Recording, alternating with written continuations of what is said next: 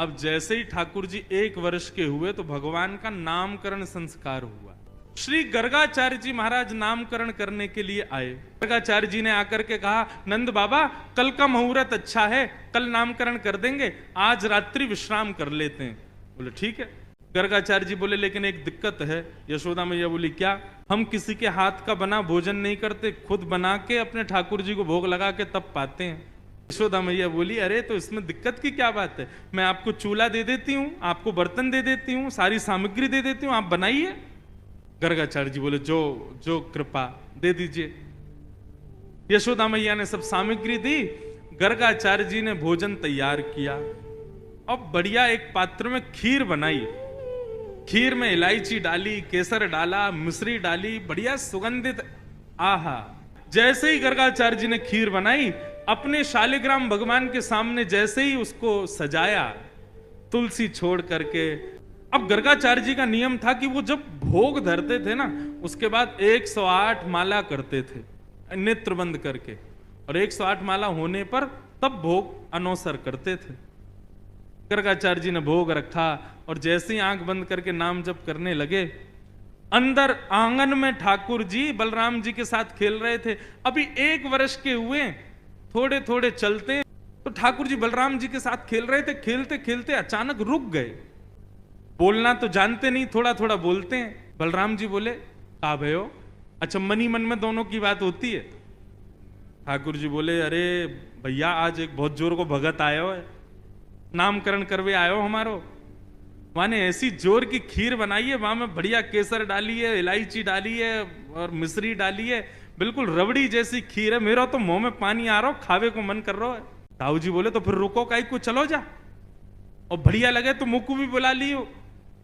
ठाकुर जी बोले ठीक है। गुटमुन गुटमुन गुटमुन चल के ठाकुर जी जैसे तैसे मटक मटक के बाहर पहुंचे, और यहाँ गर्गाचार्य जी बैठे थे, नाम जप कर रहे थे।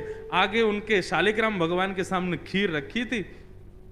ठाकुर जी ने उठाई और गोद में रख करके और बढ़िया प्रेम से पान लगे, मुंह पे पूरे पे लगा लियो, नाक पे लग गई। छोटे छोटे हाथ हैं ठाकुर जी के, प्रेम से पा रहे हैं। गर्गाचार्य जी के जैसे ही भजन पूर्ण हुआ, माला नीचे रख के जय हो मेरे शालिक। खीर कहां गई?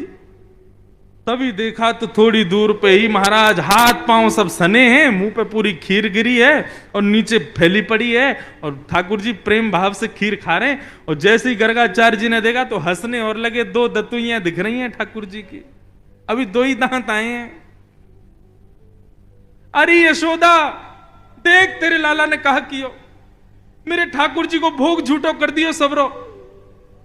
यशोदा मैया दौड़ी दौड़ी आई, बोले बाबा बाबा बाबा नाराज मत हो, छोटो बालक है, आप क्षमा कर दियो। बोले देख पूरी खीर खा गए हो। बोले वो तो बहुत बड़ी सौभाग्य की बात है कि खीर खाई, नहीं तो ये शालिग्राम को गुलाब जामुन समझ के खा जाए। नंद बाबा तो अपने शालिग्राम भगवान छुपाते डोले, क्योंकि याकू ऐसा लगे ये खावे वाली वस्तु है। वो तो बाबा कृपा है कि आपके शालिग्राम ना खाए, यानी खीर ही खाइए। मैया ने लाल जी को उठाया, भीतर ले जा करके आंगन में छोड़ दिया।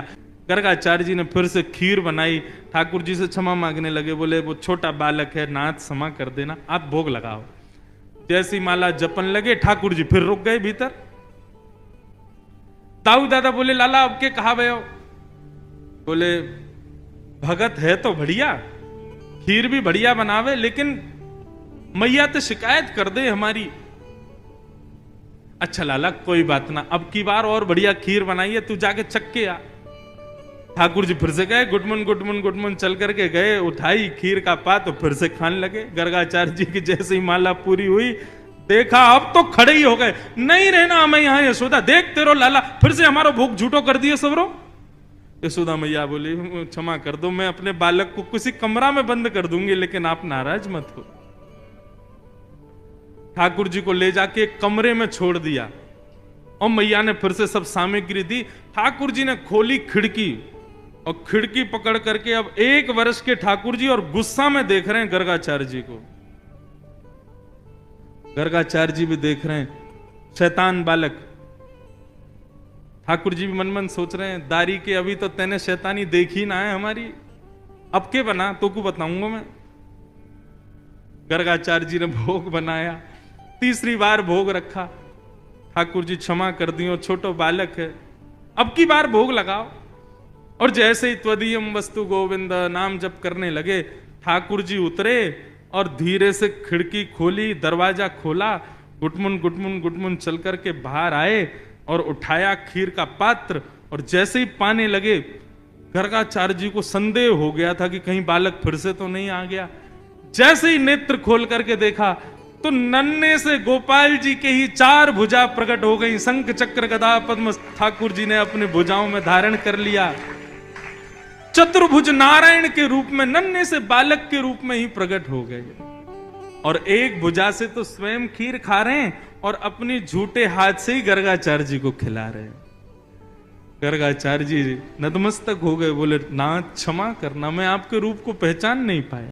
ठाकुर जी बोले हमने ये रूप आपको इसलिए दिखाया है कि कल जब आप हमको हमारा नामकरण करोगे तो हमारे ग्रह नक्षत्र देख करके आपको सब पता चल जाएगा कि मैं कौन हूं। लेकिन ये सच्चाई हमारी मैया को मत बताना कि मैं कौन हूं। आपको छुपाना है कि मैं परमात्मा। मैया अभी मुझसे प्रेम करती है, मुझे दुलार करती है, मुझे बहुत स्नेह देती है। यदि वाकू पतो चल गई कि मैं भगवान हूं तो कहीं मंदिर में दियावेगी मोकू पुजारी जी, या की पूजा करे करो, भगवान है ये, मोकू मंदिर में ना जानो, मैं तो मैया के पास ही रहूंगा।